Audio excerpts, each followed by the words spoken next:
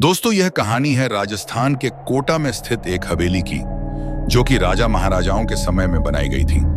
लेकिन यह हवेली पिछले 18 वर्षों से वीरान पड़ी हुई है।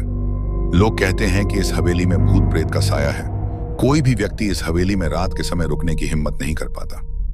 लेकिन विक्रम सिंह नाम के एक निडर और साहसी लड़के ने जब इस हवेली की कहानियां सुनी, तो उसने इस हवेली के अंदर रात बिताकर इस भूतिया हवेली की सच्चाई जानने का निश्चय कर लिया और पहुंच गया इस भूतिया हवेली के पास। हवेली के पास पहुंचने पर उसकी मुलाकात बलवंत सिंह से हुई, जो कि एक साधारण और डरपोक सा लड़का था। बलवंत ने विक्रम को देखते ही चेतावनी दी, भाई साहब, मेरी बात मानो और वापस लौट जाओ। यह भूतिया हवेली बहुत ही खतरनाक है। लेकिन विक्रम ने मुस्कुराते हुए बोला, भूत प्रेतों की कहानियां मुझे हमेशा से ही रोमांचित करती हैं। मैं देखना चाहता हूं कि इसमें कितनी सच्चाई है। विक्रम ने हवेली में कदम रखा। अंदर अंधेरा और सन्नाटा था। मकड़ियों के जाले और धूल ने हर चीज को अपनी गिरफ्त में ले रखा था। विक्रम ने अपना बैग एक कोने में रखा और पूरी हवेली का मुआयना करने लगा। शाम होते होते वह ड्राइंग रूम में आकर बैठ गया। पुराना सोफा और बिखरा हुआ सामान उस हवेली की पुरानी कहानियों की गवाही दे रहे थे। विक्रम ने थोड़ी सफाई की और हवेली में रखे एक सोफे पर आराम करने लगा। तभी कमरे का बल्ब अचानक जलने बुझने लगा। फिर बाकी लाइटें भी उसी तरह चालू और बंद होने लगी। अचानक एक टेबल हवा में उठकर हवा में झूलने लगा और विक्रम की तरफ तेजी से उछला।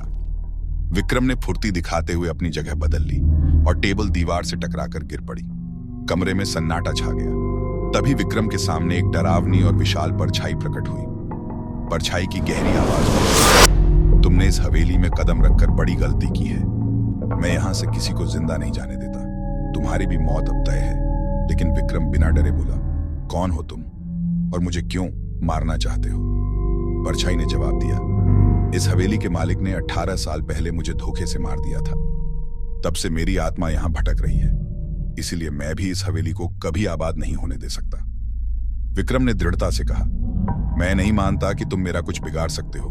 अगर तुम इतने ही शक्तिशाली हो तो मुझे तुम्हारा असली रूप दिखाओ। परछाई ने गुस्से से कहा, ठीक है, मरने से पहले देख लो मेरा असली रूप। अगले ही पल वह परछाई एक विकराल और डरावने भूत में बदल गई। विक्रम भी जैसे इस पल का ही इंतजार कर रहा था। उसने तुरंत अपनी जेब से सफेद भस्म निकाली और उस भूत पर फेंक दी। भस्म के पड़ते ही भूत जोर जोर से चीखने लगा। उसकी चीखें हवेली में गूंज उठी और धीरे धीरे वह आग की लपटों में जलकर खत्म हो गया।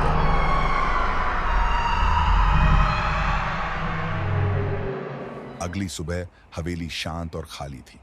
विक्रम ने गहरी सांस ली और हवेली से बाहर निकल गया। हवेली के बाहर खड़े बलवंत ने जब विक्रम को हवेली के बाहर आते देखा, तो उसकी आंखें हैरानी से फटी रह गई। उसने विक्रम से पूछा, आप इस भूतिया हवेली से कैसे जिंदा बच गए? विक्रम ने मुस्कुराते हुए बलवंत को जवाब दिया, अब ये हवेली भूतिया नहीं रही मेरे दोस्त। और भूतिया हवेली की यह कहानी यही खत्म हो गई। ये कहानी हमेशा लोगों को ये याद दिलाएगी कि डर से बड़ा साहस होता है। इस तरह विक्रम सिंह ने अपनी बहादुरी और सूझबूझ से न केवल हवेली को भूत प्रेतों से मुक्त किया, बल्कि वहां के लोगों को भी डर के साये से आजाद कर दिया।